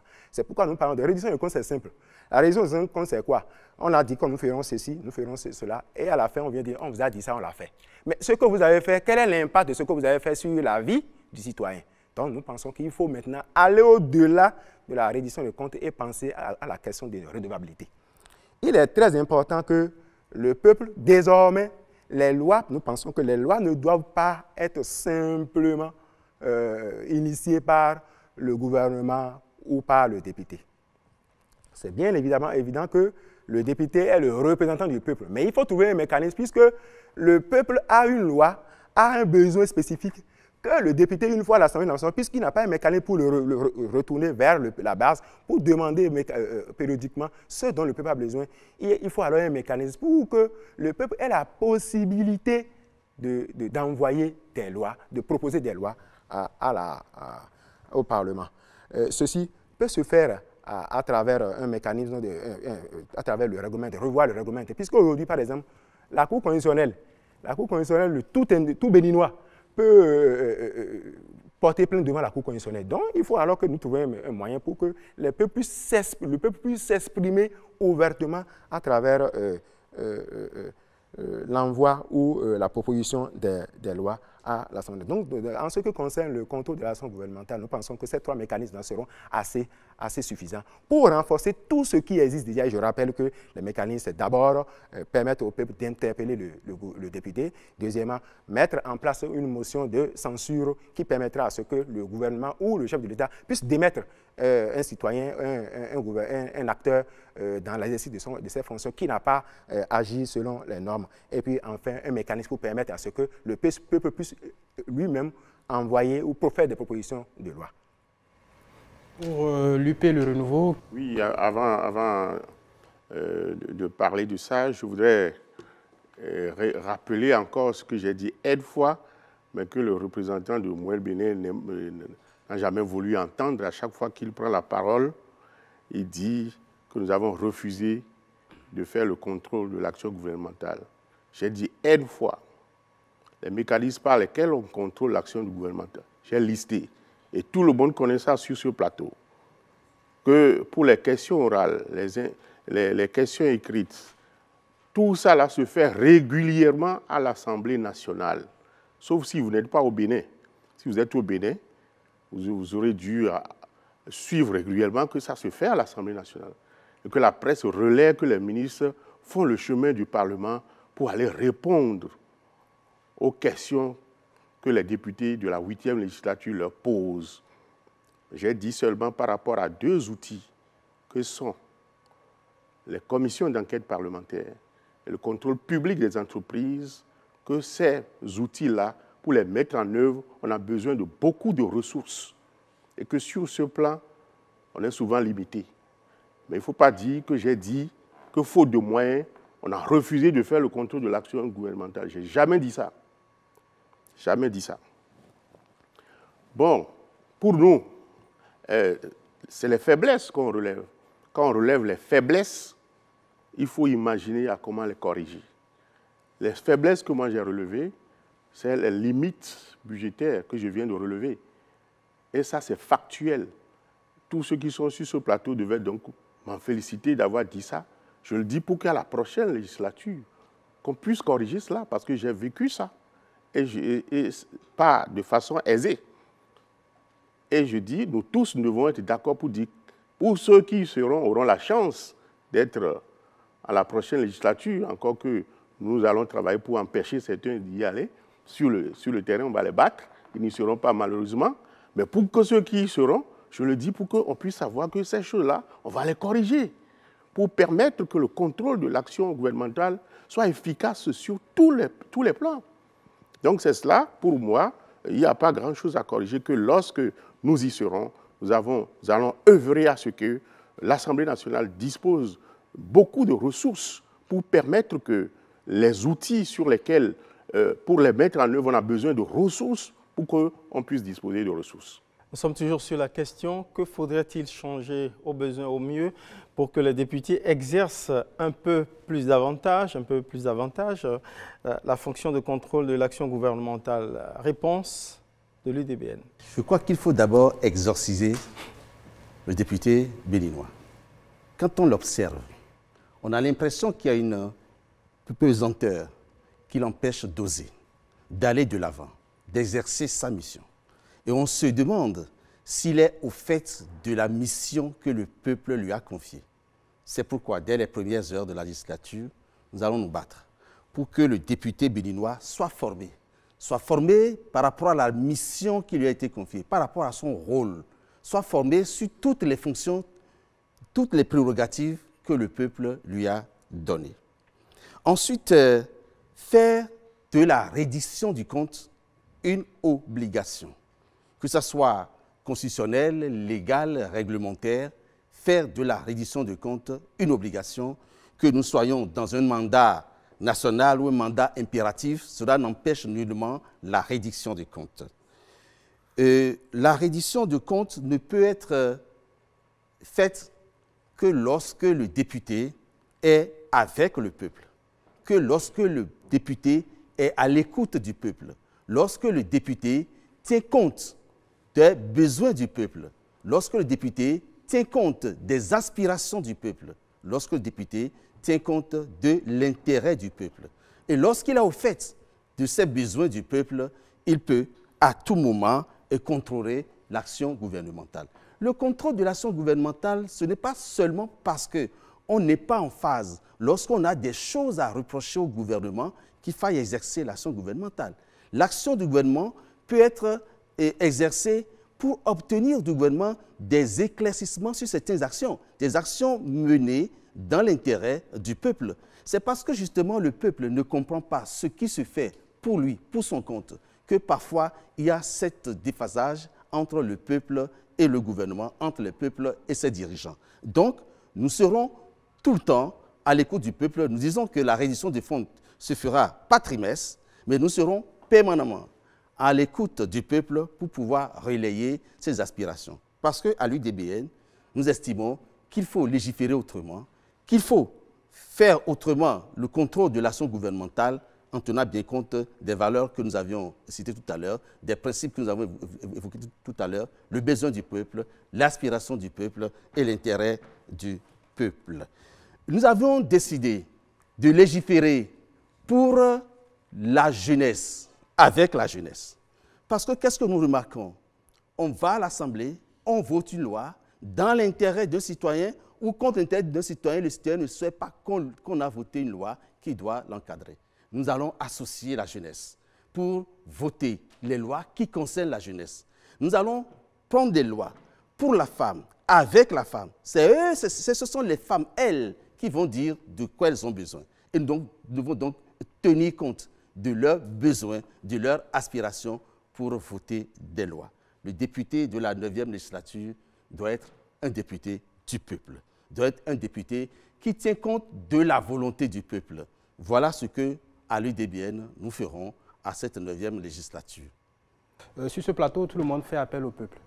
Alors, si on considère qu'il y avait un déficit de formation des militants, si on considère que les écoles politiques étaient en panne, je pense que tout le monde était d'accord là-dessus. Comment pensez-vous aujourd'hui démontrer à ce même peuple que bien que ce gap ait existé, que vous allez réussir parce que vous êtes au Parlement, vous allez arriver tout d'un coup, par peut-être un coup de baguette magique, renouer avec ce peuple et l'associer, comme tout le monde ici le dit, à toutes les actions. On a même parlé de lois faites par le peuple. On voudrait vous entendre concrètement là-dessus. Entre ce peuple que tout le monde appelle, tout le monde associe à son œuvre, et la réalité de la pratique politicienne telle qu'on le connaît dans ce pays et qui a justifié toutes les réformes qu'on a implémentées depuis 2019, les démocrates. Merci infiniment, monsieur le journaliste. Je crois que même lorsque nous disons que le peuple est ignorant, excusez-moi, j'ai peut-être cru entendre ça au niveau de ce studio. Je crois qu'on ne peut pas être, même si ce que ceux qui ont utilisé, ou bien ceux qui auraient utilisé l'expression qualifiée d'ignorance, c'est peut-être ne pas connaître les pratiques parlementaires, ne pas connaître les principes du droit. Mais même quand on est ignorant, si je considère cela, on ne peut pas être ignorant sur son propre bonheur.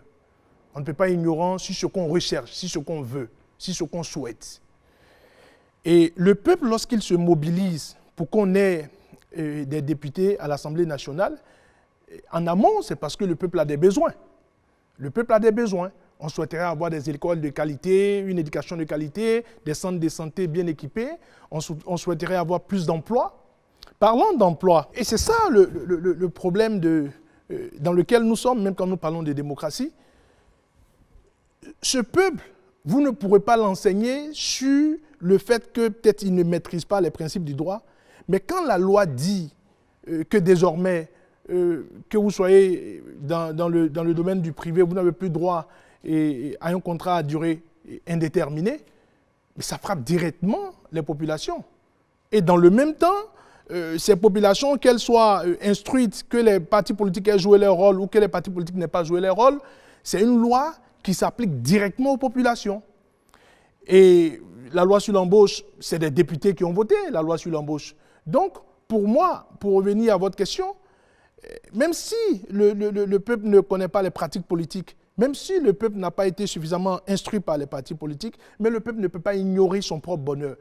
Et nous sommes appelés, lorsque nous sommes au sein de l'hémicycle, à travailler sur des lois de qualité, à travailler pour que le bonheur puisse être matérialisé par les lois qui sortiront du Parlement.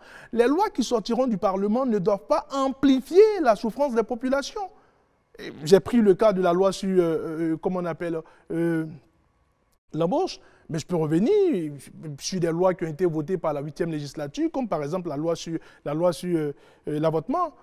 Pour moi, une fois de plus, quand on est parlementaire, il faut aller au contact des difficultés que rencontrent nos populations. La loi sur l'avortement, par exemple, ce n'est pas des lois qui nous concernent en tant que telles. J'ai vu la dernière fois un des leurs de cette législature défendre à gorge déployée les bienfaits de cette loi. Mais écoutez, c'est des lois qui sont recommandées par ce qu'on appelle les partenaires techniques et financiers. Ce n'est pas nos premiers problèmes, ça. On a d'autres problèmes que de voter aujourd'hui en disant, bon, une grossesse non désirée, vous avez la possibilité légalement de faire passer cette grossesse. Pour moi, le rôle du député, ce n'est pas l'influence d'un individu, ce n'est pas l'influence d'un clan.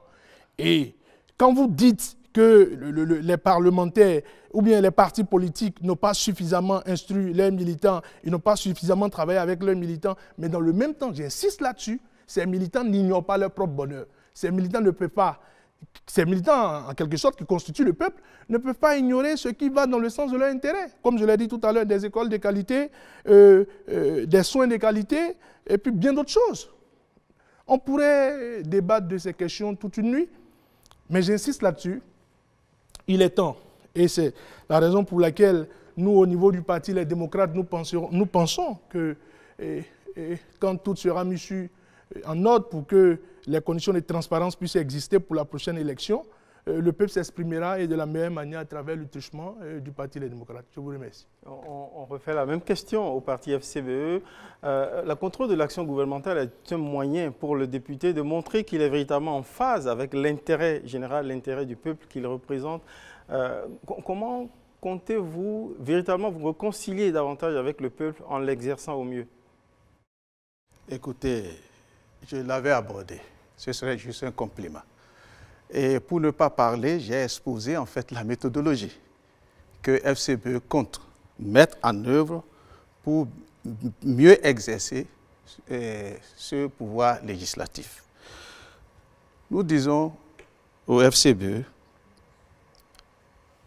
dans cette fonction, la première des choses, nous voulons restaurer la confiance entre le peuple et le Parlement. Ça, c'est notre objectif.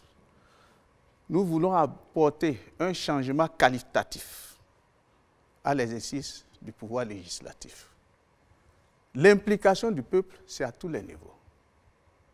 Je disais tantôt, lorsque vous avez une loi, un projet de loi qui va impacter la majorité des Béninois, au lieu de rester à Porte-Nouveau pour mener le débat, nous l'amenons au niveau de nos militants. Nous ramenons ça au niveau des populations. Nous leur expliquons et nous prenons en compte leurs préoccupations.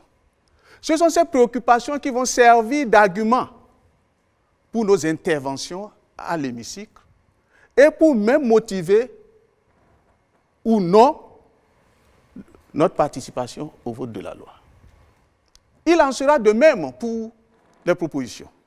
Les propositions, c'est de prendre en compte les préoccupations de ce peuple, les aspirations de ce peuple, traduire ça en loi.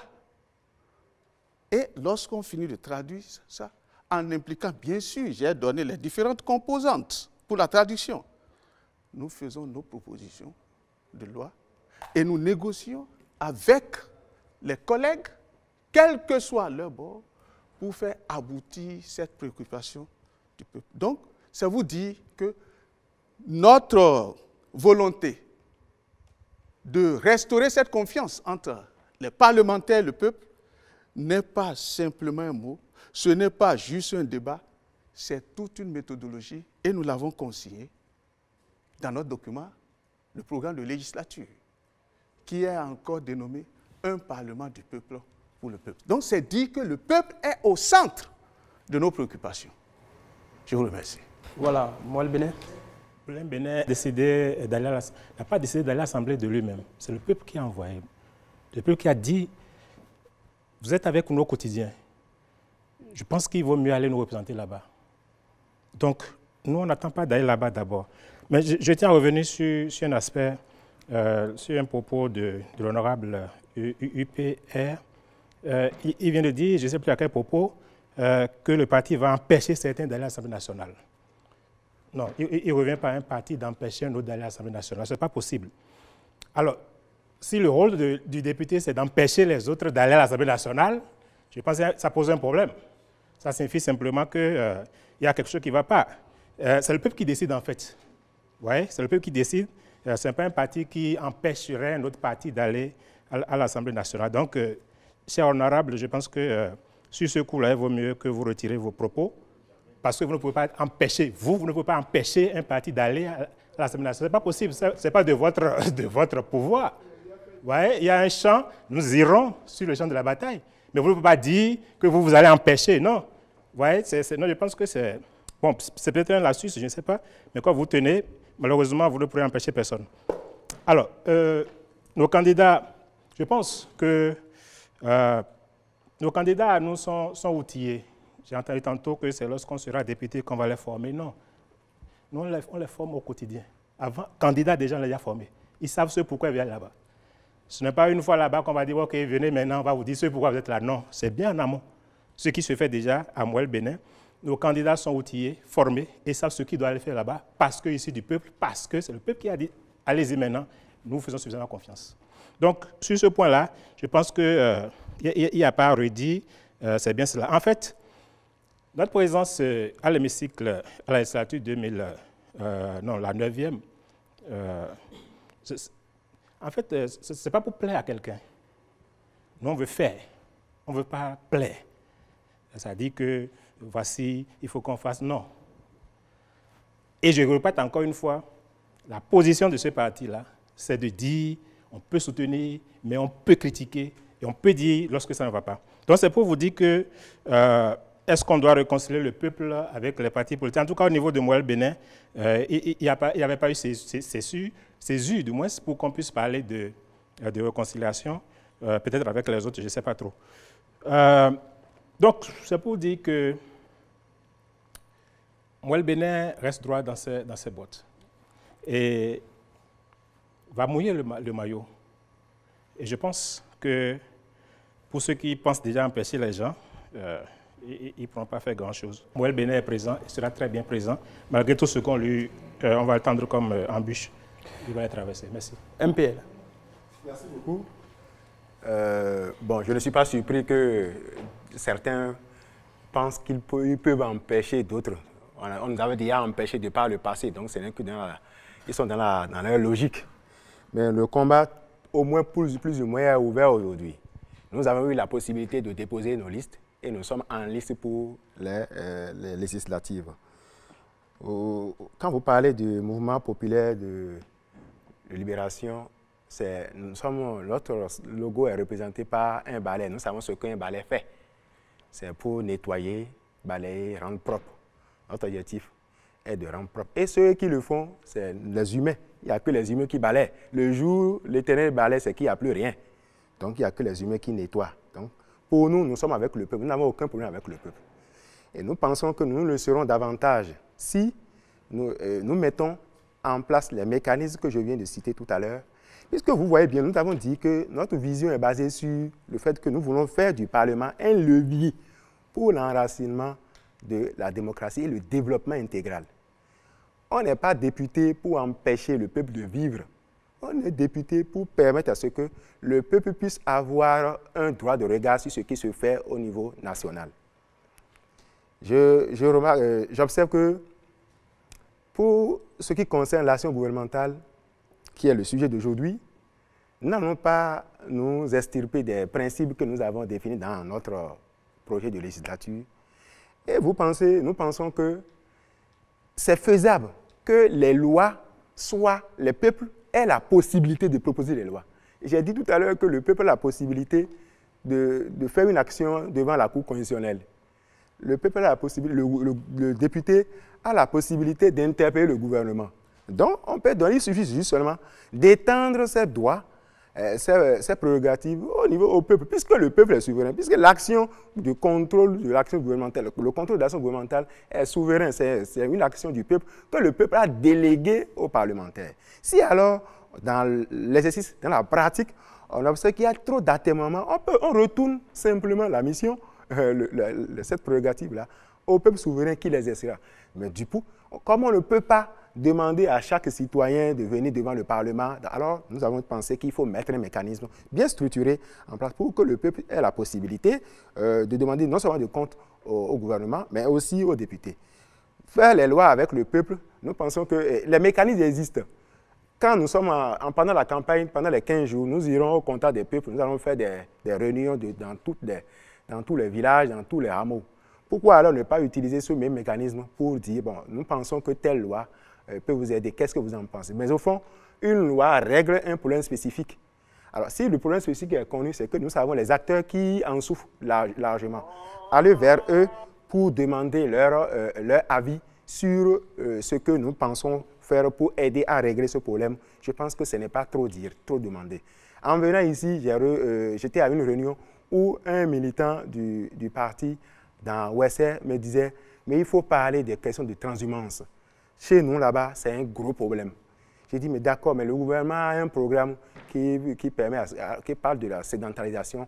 Donc, est-ce que en entendant que ça me vienne là, il faut que vous trouviez une solution. » Donc, vous voyez, c'est déjà un problème. Laurent Bako tout à l'heure a parlé de la question de vente de produits agricoles. Alors, c'est déjà un problème. Donc, si le peuple souffre, a des problèmes, mais ne sait pas à qui s'adresser pour véritablement exprimer ces problèmes. Donc, si on leur donne l'occasion un jour, c'est vrai que c'est un mécanisme qui sera beaucoup plus bien organisé. Ça ne sera pas un fou, il y aura tout un comité. Nous pensons réellement qu'il y aura tout un comité qui va s'occuper de ça, qui va de temps en temps soit descendre dans les villages, vers le bas peuple, ou mettre un mécanisme pour que le peuple puisse envoyer ces propositions, ces sujets sur lesquels nous pouvons réellement travailler. Merci au MPL. Vous avez franchi la barre fatidique des 15 minutes. On va entendre l'UPR sur le même sujet. Merci beaucoup. Je pense que à chaque fois que je parle, le représentant du Moyen Bénin traverse ou revient sur mes propos. Ce que j'ai dit, cette fois-ci, il a été suivi par le représentant du MPL, peut-être par mes gardes. Ce que j'ai dit, pour dire que je vais empêcher certains d'accéder au Parlement, ce n'est pas extraordinaire. D'autant plus que la loi fait obligation à tous les partis politiques de positionner des candidats sur les 109 sièges. Et nous n'avons pas positionné des farfelus, nous n'avons pas bouché des trous, nous voulons lever tous les sièges. Donc chaque parti qui positionne 109 a l'ambition de lever les 109 sièges et par essence, veut empêcher les autres d'avoir du député. Tous les partis ici qui sont candidats veulent nous empêcher à l'UP de retourner au Parlement. De même que nous voulons vous empêcher de lever les sièges. Ce n'est pas extraordinaire, ça. C'est la compétition. Chacun veut gagner tous les sièges. C'est ce que j'ai dit. J'ai dit sur le terrain. Je n'ai pas dit pas un autre mécanisme. J'ai dit sur le terrain. Donc, ce n'est pas extraordinaire, ce n'est pas difficile à comprendre ça. Alors, l'UP, le Renouveau, c'est un parti de masse, un parti du peuple, un parti en phase avec les aspirations du peuple, un parti dont l'idéologie est de se préoccuper des besoins du peuple, des difficultés du peuple et de tout faire pour que le peuple s'en sorte. Et tout ce que nous faisons, c'est pour le peuple. Et d'ailleurs, nous ne sommes pas, il n'y a pas de césure entre le peuple et nous. Depuis 2018 que l'UP Le Renouveau est créé, l'UP est créé puis devenu l'UP Le Renouveau, le peuple massivement vote pour l'UP Le Renouveau. En 2019, en 2020, nous sommes aujourd'hui le plus grand parti politique du Bénin. Parce que le peuple l'a voulu ainsi. Et nous allons le démontrer encore le 8 janvier, confirmer cela, asseoir notre hégémonie, parce que le peuple le veut ainsi, parce que le peuple pense que nous sommes le parti qui représente le mieux ses aspirations, qui porte le mieux ses aspirations. Et à l'interne, nous avons des mécanismes, des dispositifs qui permettent que les militants de l'UP Le Renouveau soient formés pour pouvoir être proches du peuple. Et tous les candidats que nous avons positionnés, c'est des candidats qui ont subi déjà des formations, parce que nous avons déjà opérationnalisé l'école de formation du parti, qui forme assez les militants sur toute l'étendue du territoire pour dire comment est-ce qu'on est proche du peuple, comment est-ce qu'on résout on aide le peuple à résoudre ses problèmes. Et les députés de l'Union progressiste, le Renouveau, portent les aspirations du peuple à l'Assemblée nationale. Et au sein de notre groupe parlementaire, il n'y a pas de loi qui vienne à l'Assemblée nationale sans que nous nous assoyions là-dessus, sur cette loi, de réfléchir sur les impacts que cette loi aura sur le peuple que nous représentons. Et nous apportons nos amendements par rapport à ces lois, et les amendements sont acceptés. Je peux dire même que pour le budget que nous venons de voter le 1er décembre passé, le projet de budget qui a été introduit, l'UP, le groupe parlementaire de notre parti, s'est assis pour formuler, pour proposer des amendements afin que le budget qui sera finalement voté puisse traduire les désirata donc du peuple dont nous sommes mandataires à l'Assemblée nationale. Et cette année, ça n'a pas raté. Je pense que près de 84% de nos amendements ont été acceptés. Ça veut dire que l'UP Le Renouveau a agi sur le budget, la mouture initiale introduite par le gouvernement, pour permettre que la loi de finances votée finalement puisse permettre de résoudre les problèmes des populations. Et nos amendements ont permis d'envoyer des solutions à beaucoup de problèmes que les peuples, les populations nous ont posés, que nos mandats nous ont posés, qui sont les peuples. Donc, nous sommes un parti proche du peuple et je pense que nous allons continuer dans ce sens. Vous avez été entendu suffisamment sur le sujet, parce que vous avez largement excédé au-delà des 15 minutes le temps imparti. On va entendre... L'IDBN, on entend l'IDBN. Voilà, pour finir. Merci. Les législatives de 2019, c'est une parenthèse qu'il faut vite refermer. On ne peut pas se baser sur ça pour apprécier, jauger sa popularité et par rapport au peuple. Ensuite, j'ai noté une sorte de velléité à une révision de la Constitution, suivant les interventions qui étaient que j'ai entendues là. Quand on me parle de la motion de censure, je voudrais rappeler qu'on ne peut parler de motion de censure que dans un État, dans un dans un régime parlementaire. Le peuple a choisi un régime présidentiel. Donc, sauf à modifier, à changer la Constitution, je ne crois pas qu'on puisse aller sur la motion de censure. Deuxièmement, vous me laissez aller s'il vous plaît. J'ai entendu la relation député-peuple-député comme une relation mandat-mandataire. Le peuple a donné mandat aux députés. Et pendant qu'il détient ce mandat, le peuple, sauf référendum, ne peut plus intervenir pour lui arracher le mandat. Il va patienter et attendre la fin de la mandature pour arracher, sanctionner son mandataire. Je crois que c'est ce qui est cohérent. C'est ce qui peut être fait en l'état du régime que nous avions choisi. Pour répondre maintenant à comment faire pour renouer avec le peuple, vous avez fait allusion à la formation à l'école des partis et autres. Je crois que ce n'est pas à l'école des partis qui va régler la question. D'abord, nous devons reprendre le civisme, l'éducation civique depuis le primaire, pour déjà commencer à apprendre au peuple ses droits et ses devoirs. Rendre obligatoire l'école de formation au niveau des partis. Le militantisme s'enseigne au niveau des partis. Mais cette formation ne peut pas aller jusqu'à la pratique parlementaire. C'est la raison pour laquelle j'avais dit tantôt que dès qu'une législature s'installe, il faut un temps de formation pour éduquer, enseigner, rappeler aux députés ses droits et ses devoirs, ce qu'ils doivent faire, quelles doivent être ses relations avec le peuple. Oui, nous devons être avec le peuple que nous représentons. Oui, c'est ce peuple qui nous donne mandat, qui nous a donné mandat de le représenter. Nous ne pouvons pas tourner dos à ce peuple. Et voilà pourquoi, à l'UDBN, nous avions dit que nous devons être en permanence avec le peuple. Nous avions retenu une périodicité de 3 mois où nous devons chaque fois aller rendre compte à ce peuple, réduction que nous voulons obligatoire. Nous devons également écouter les aspirations du peuple. Le peuple doit pouvoir communiquer avec son mandat.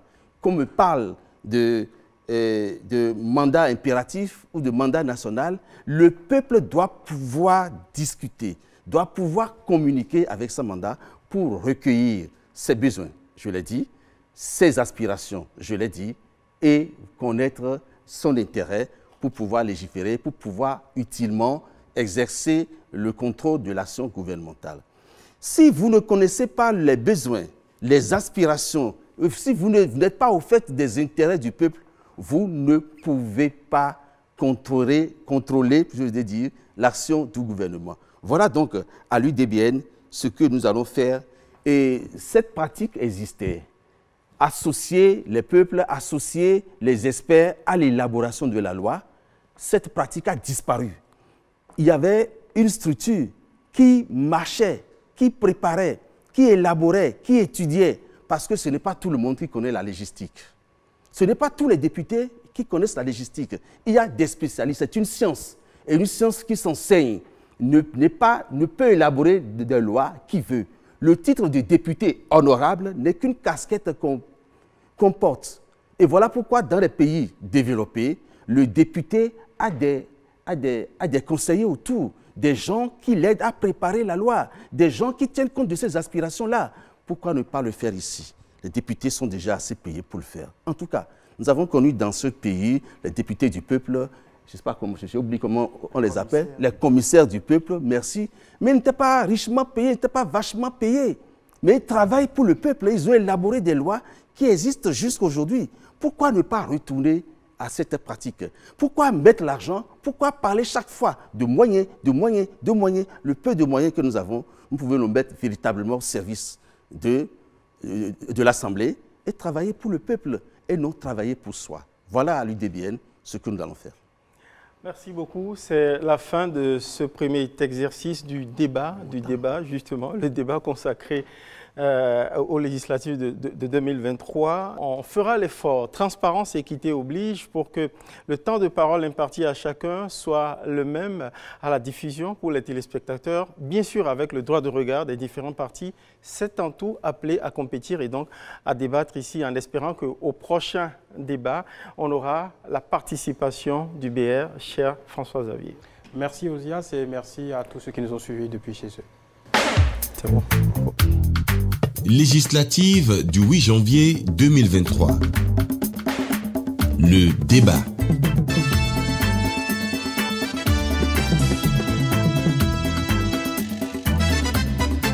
Joe and Easy.